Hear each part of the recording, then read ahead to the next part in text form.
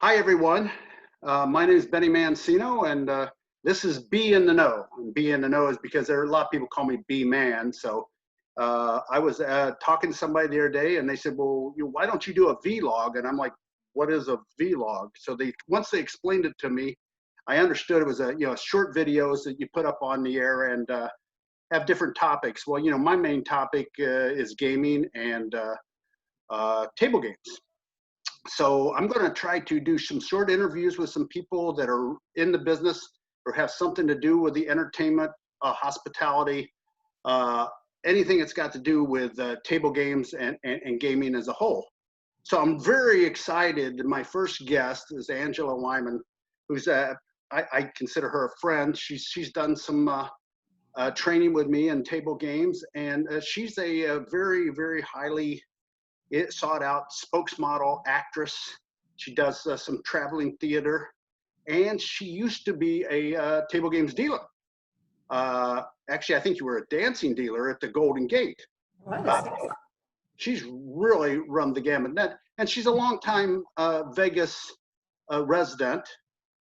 And what makes this interview very unique to me is Angela is actually a COVID-19 survivor, and we're gonna ask her some questions about that and what that was like.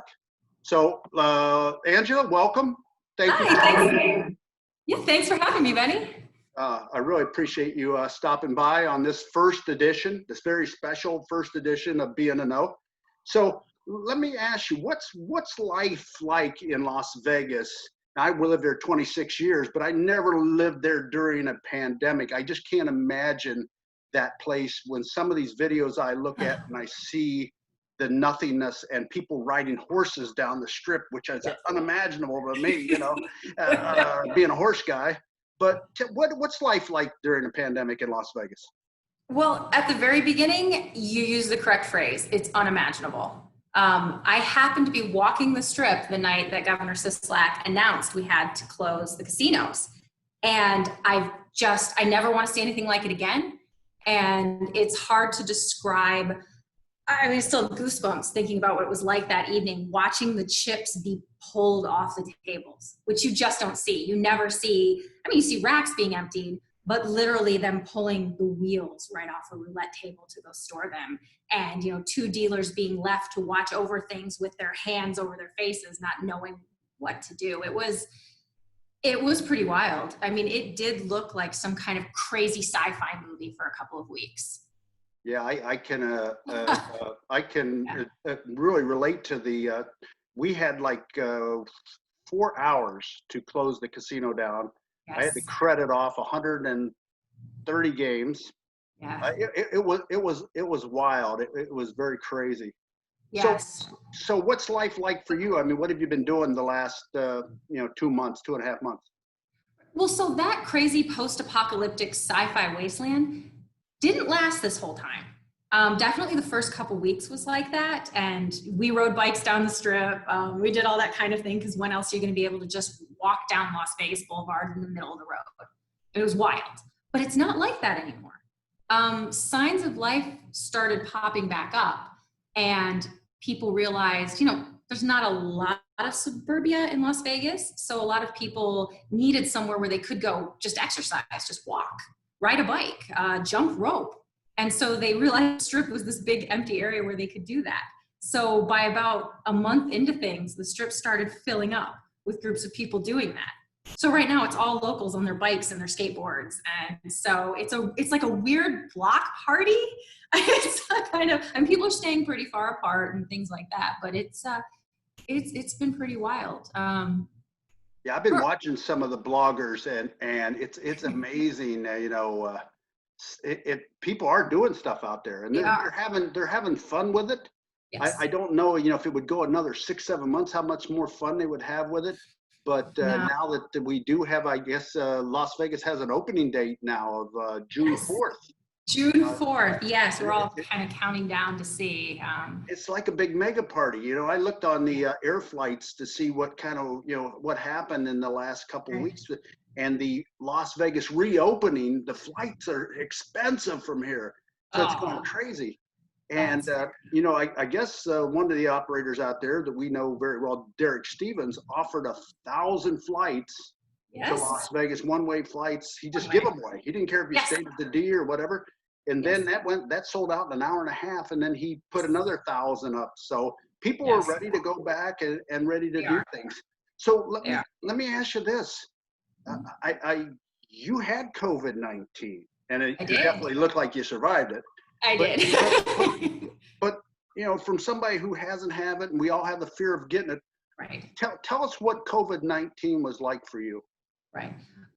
So I'll just preface it with, I know that it's different for everyone. So anyone who's had it worse, I certainly don't want to downplay their experience, because it's miserable.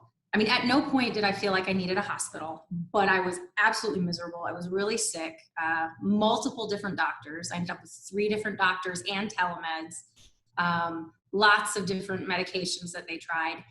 I was down and out. I mean, completely down and out for 3 full weeks.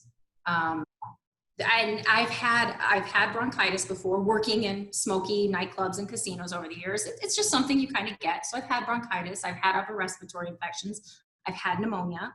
This was like all of those rolled together and then multiplied.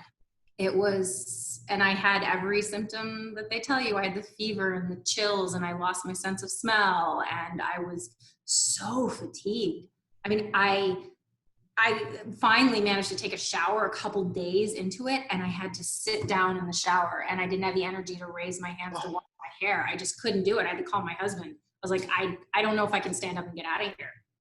And knowing you and how athletic you are and how vibrant and constantly on you are, to imagine you down for the count for 3 weeks, it's just imaginable. That just tells you, even though you may not have had it as bad as somebody who's on a ventilator or whatever, for you to be down and out for 3 weeks, Angela, it's just unimaginable to me. It's like Las Vegas being down.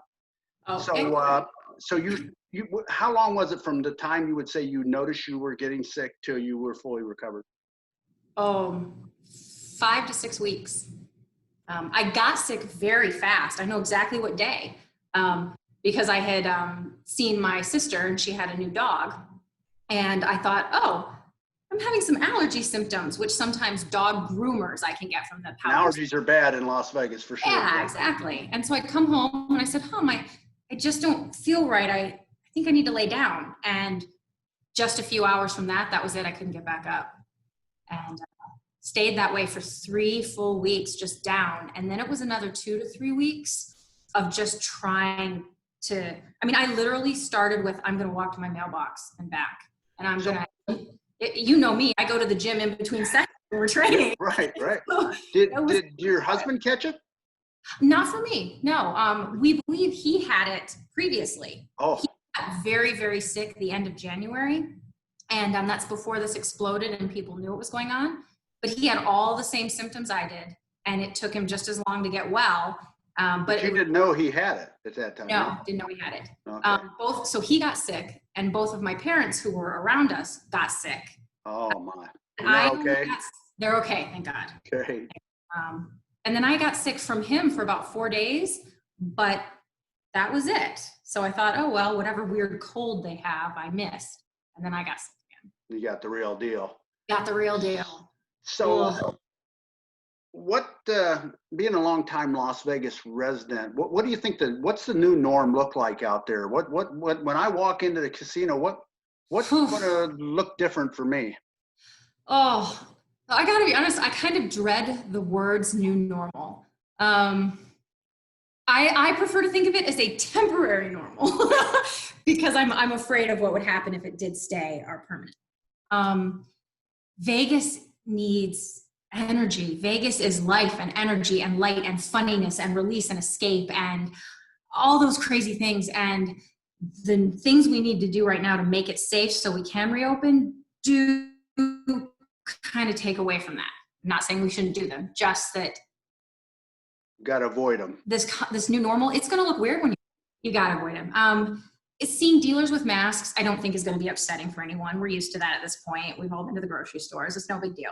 But seeing plexiglass dividers at a table where you can only have 3 people at a blackjack table, 4 people at a poker game, what that, I'm glad we're doing something. I don't have the answers, so I'm not saying they're the wrong answers, but that's not sustainable. And I'm afraid of that side of the new normal. And also, so much of Vegas in the past few years isn't just about gaming. We have become a day club, nightclub, celebrity And restaurant. they're all gone for right now, right? Yeah, and you can't have any of that.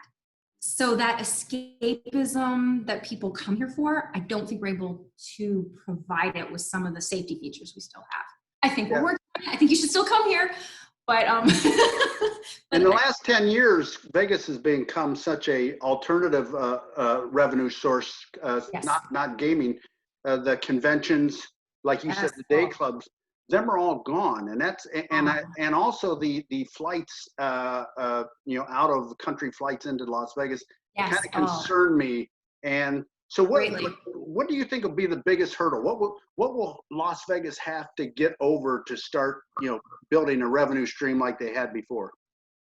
Fear, the fear. And it goes then to the specific things, but it all comes back to the fear. Like, you absolutely hit it with the international flights. We rely on international high rollers for so much here for the gaming. We're not going to have that. That is going to take a long time to recover. And then just the fear, again, we need that vibrancy. People can game all over the nation now. They don't need to come here for gaming. They come here for the experience. So until we can give them that again, until we can give them the oons kind of thing, it's not going to recover. So let me take you back a little ways to where you were a blackjack dealer. All right. So now they called you back. You got to go to work on June 4th. Mm-hmm. What would be your biggest concern stepping up to that blackjack game? Or would you even have a concern? Maybe Angela wouldn't have one. Right. This is just me personally, and again, to each their own. I'm not personally worried about getting sick again, and I'm not worried about giving it to anyone. Otherwise, definitely one of my biggest concerns otherwise would be that I'm an asymptomatic carrier and I'm going to give it to someone. I'm not worried about that at this point. I had it badly enough. I have the antibodies. Those tests aren't 100% accurate, but we're going to go with it. But I've had the antibody test. I have antibodies. So I'm not worried I'm going to hurt anyone else with it. And I'm not worried I'm going to get sick. I would be worried walking up to the table that I can't provide the kind of experience that is required to do my job properly. And I really believe in that. I love being a dealer. I love the gaming industry. I love the entertainment aspect of it. Right now, camaraderie and the interaction with the guest is a drug. It's a drug for people who are really good at it, and not to have the ability to get that fix is what I would think I would be worried about as a operator in that. Yes. And I'm worried that if we can't provide it to them, that there's no need for them to come to Vegas. Again, they can go to their more local establishments and get the pure gaming. It's the pure gaming, yes, yeah. So you do other things. You're an actress, and I know you do a lot of traveling theater. What's that industry do now? What I mean, how does that work right now? It doesn't. All of my traveling gigs, whether it's so I sing with an 80s band and I do traveling theater, I shoot commercials, all of it. I'm not exaggerating to be funny. Literally everything is canceled through at least 2021. I don't have a single anything. And usually, I book 6 months to a year in advance. I'm always somewhere, but everything is canceled. So there just isn't an industry for that right now. And your convention businesses, you're always at these conventions, and they're just not there. I haven't heard nothing about G2E yet being canceled, but everything else that I know of. Good thing I just was asked to participate in helping out a little bit on the Table Games Conference, and so far the Table Games Conference is a go. So I'm hoping and praying that we stay active and keep this virus under control until we do have a vaccine. And then, oh man, when the vaccine comes, it's going to be wild. But speaking of when the pandemic is over, here's my final question for you. What's the first thing that you would want to do that you kind of I just avoiding? I'm going to have to have you repeat. I'm actually going to have you repeat that. I lost you for half a second. I think you were asking me though, what do I want to go do when the pandemic ends? What's the first thing you want to do once this pandemic's over that you've avoided? Okay, two things, because one is terrible and one is not so bad. I sing at veterans homes. I donate my time to sing at veterans funerals and veterans homes. That's not safe to do right now. Of course, those homes are closed off. I miss that. I miss the gentlemen in there. I miss it tends to be men, not women, not being sexist, but I miss my veterans. I miss bringing them cookies. I miss it's a way that I believe in it and I miss it. And I miss those people. So I can't wait to be back in there singing goofy songs to those guys. And then the second thing is really selfish and awful. I really want a pedicure. So, well, I guess, are they open? Is shops like that open right now?